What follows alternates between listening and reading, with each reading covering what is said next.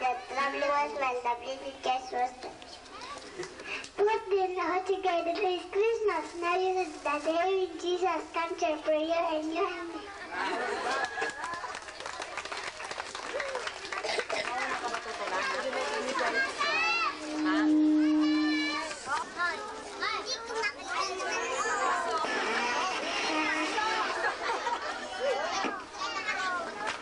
Pasko'y dumating, tayo magsaya.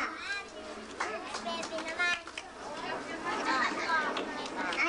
Ang ginaldo namin ay inyong ganda pagkat ngayon Pasko at gusto ng mga bata. Sa sumila lang sa Jesus tayo lang diba, siya ay sambahin, mahalin at galak.